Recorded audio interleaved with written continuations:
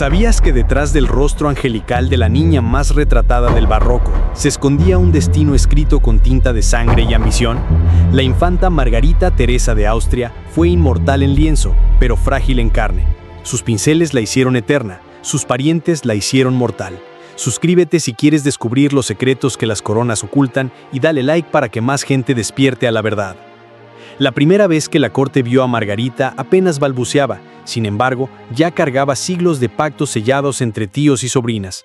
Y lo que vino después lo cambió todo. ¿Quién iba a pensar que esa criatura diminuta, vestida con brocado y encajes, sería la llave para sostener un imperio que se desmoronaba como yeso viejo? El Alcázar de Madrid olía a cera, a incienso y a temor. Temor de que la estirpe más poderosa de Europa se extinguiera por la misma práctica que la había engrandecido. La endogamia. Nadie se atrevía a decirlo en voz alta, pero los pasillos susurraban historias de mandíbulas hundidas, partos fallidos y niños que no llegaban a la edad de jugar con la pelota. Lo increíble es que Margarita parecía el milagro que todos ansiaban. Los médicos de la corte la examinaban con la misma devoción con la que un orfebre pulía un diamante. Era flexible, vivaz, risueña, un prodigio en una familia donde la salud era excepción. Pero cada latido de su pequeño corazón tenía precio. Desde la cuna le enseñaron a sentarse erguida, a bajar la mirada con recato, a sonreír sin mostrar los dientes, porque un gesto fuera de lugar podía poner en duda la perfección que tanto necesitaban exhibir. Aquí es donde se pone interesante. La imagen de perfección no se improvisaba. En las cámaras secretas del Alcázar, los maestros de etiqueta calculaban los ángulos exactos de su postura. Le colocaban corsets diminutos que restringían su respiración para que la silueta reflejara pureza. Nadie pensaba en el dolor de la niña, pensaban en el efecto que produciría su figura en los embajadores venecianos o en los cronistas franceses. Velázquez, genio absoluto, fue convocado para capturar aquella pureza y convertirla en propaganda. Las Meninas no es solo un cuadro, es un tratado de poder disfrazado de escena cotidiana. Mientras las luces doran su cabello, el lienzo grita un mensaje subterráneo. Aquí está la descendencia viva, el árbol genealógico aún florece. Pero lo que no se ve en el óleo es el tumor que crecía en el origen de ese árbol, un círculo de parentescos cada vez más estrechos. Lo asombroso es que mientras el mundo contemplaba la pincelada, Margarita crecía rodeada de silencios. Su madre Mariana de Austria vigilaba cada sorbo de chocolate que la niña escondía bajo la almohada. Los médicos prohibían el cacao porque estimulaba su ya delicado sistema digestivo. Margarita lloraba por el dolor, pero aprendió a reír para las visitas. Era el precio de llevar sobre los hombros un linaje maldito. Nadie esperaba esto. A los 11 años, cuando todavía jugaba con muñecas de porcelana, llegaron cartas selladas con lacre imperial. El emisario del Sacro Imperio Romano Germánico pedía su mano para Leopoldo, tío materno y futuro César Germánico. Los consejeros españoles festejaron la propuesta como si fuera la resurrección de la monarquía. Ella, en cambio, no entendía por qué debía llamar esposo a quien toda la vida había llamado tío. Y lo que vino después fue un viaje de medio año por caminos erizados de frío. En cada posta, clérigos y cortesanos la mostraban como reliquia santa. Se organizaban bailes, desfiles, salvas de cañón, todo para demostrar que la alianza era indestructible. Pero Margarita dejaba tras de sí vomitadas de sangre y fiebre, notas que los cronistas callaban. De nuevo, la imagen importaba más que la vida. Y esto era solo el comienzo.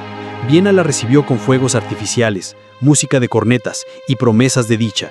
Sin embargo, tras las paredes del Hofburg se hablaba en susurros de su fragilidad. Los médicos diagnosticaban vapores, melancolía, eufemismos que escondían un derrumbe orgánico. Los rumores apuntan a que algunos cortesanos apostaban en secreto cuánto tiempo aguantaría la emperatriz española antes de sucumbir. La cama nupcial no fue un palco de amor, fue una mesa de laboratorio dinástico. Cada noche, el deber conyugal se convertía en experimento genético. Margarita concebía, ofrendaba y perdía criaturas a un ritmo que helaba en la sangre. 6 embarazos en 6 años, 4 funerales diminutos, un feto muerto que nunca vio la luz, todo para perpetuar un apellido erosionado. Aquí es donde la historia da un giro brutal. Cada pérdida dejaba al imperio más desesperado y a Margarita más exhausta. Las costureras ampliaban los corsines porque ella adelgazaba casi a ojos vista. Los sacerdotes organizaban rogativas. Algunos informes confidenciales afirman que se le practicaban sangrías para equilibrar los humores. Lejos de curarla, la dejaron tan pálida que su piel parecía de cera. Y lo increíble es cómo siguió sonriendo cuando aparecía en los salones. Se pintaba los labios de un rojo discreto y escondía las ojeras con polvos de ras. Nadie debía sospechar que su útero estaba resquebrajado. Leopoldo, afectuoso en público, tomaba su mano y la guiaba entre el gentío, mientras en privado firmaba tratados que dependían de un heredero que nunca llegaba. Nadie esperaba esto. Al cumplir los 21 años, un escalofrío recorrió su cuerpo y ya no se fue. Fiebre alta, náuseas, dificultad para respirar. Le aplicaron cataplasmas de mostaza. Llamaron a los mejores cirujanos. Nada detuvo la infección que devoraba su sangre. Murió con un hijo sin latido en el vientre. La noticia viajó más rápido que cualquier correo.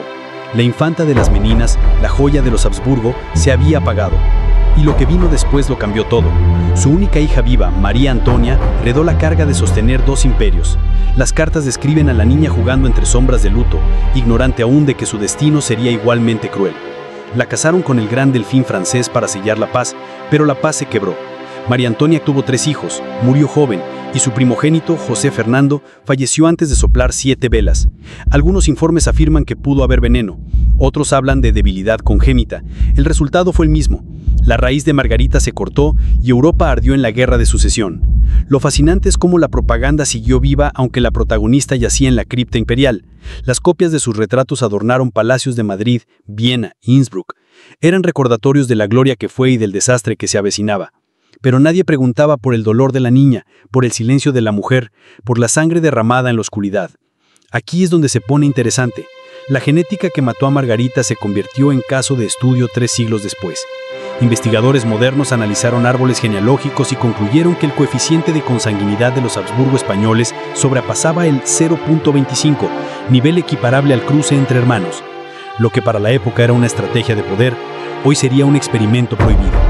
Lo increíble es que pese a las autopsias, las crónicas y los estudios de ADN, su historia personal apenas se susurra en las visitas guiadas. Los turistas se detienen ante las Meninas, se maravillan con la composición, toman fotos, suben historias a redes sociales y siguen adelante sin saber que aquella niña fue sacrificio humano. Porque un sacrificio sin cuchillos puede ser igual de letal cuando se perpetra con bodas y coronas. Nadie esperaba esto. Aunque la Guerra de Sucesión terminó con el ascenso de los Borbones, el eco de Margarita seguía resonando en cada negociación.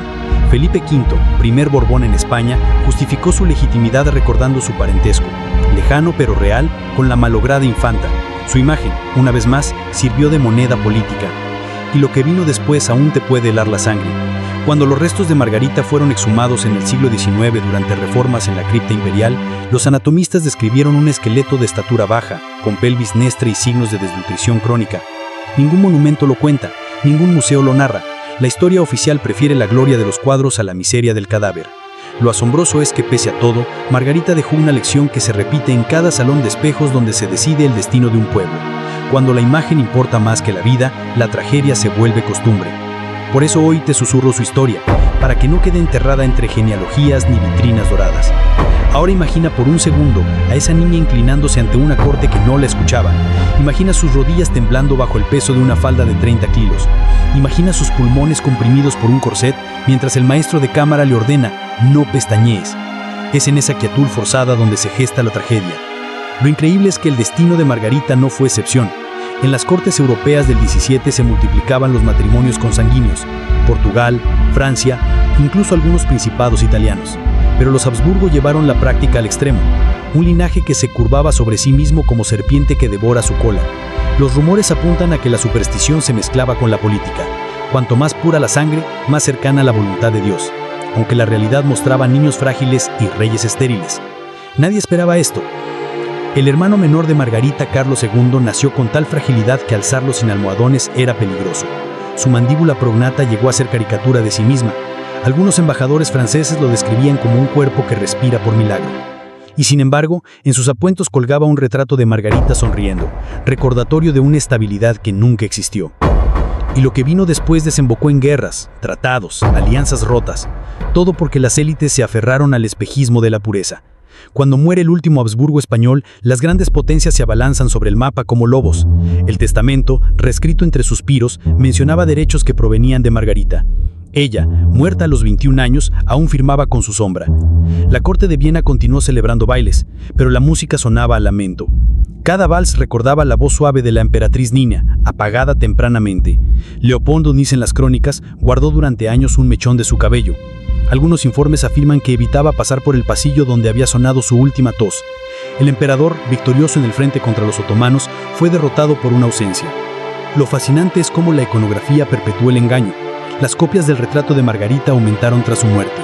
Cuanto menos quedaba de la dinastía, más se reproducía su cara. Era un intento desesperado de capturar el tiempo con pigmento, pero ninguno de esos cuadros muestra las cicatrices de los partos, los hematomas de las sangrías, ni la fiebre que la consumió. Lo increíble es que todavía hoy, en el laboratorio donde se restauran los lienzos de Velázquez, los especialistas encuentran huellas de retoques, pinceladas añadidas para suavizar la palidez, para dar brillo a unos ojos que ya estaban turbios. Restauradores modernos identificaron capas de barniz que disimulaban ojeras. La imagen debía seguir viva aunque la modelo estuviera muerta. Aquí es donde se pone interesante. La historiografía contemporánea empieza a romper el silencio. Artículos académicos rescatan cartas privadas donde Margarita confiesa a su confesor que teme no despertar después de cada parto. Se siente, dice, una vasija rota. Su voz, reprimida durante siglos, surge ahora entre legajos polvorientos. Nadie esperaba esto. Suscríbete ahora y deja tu like para que estas voces olvidadas sigan despertando al mundo.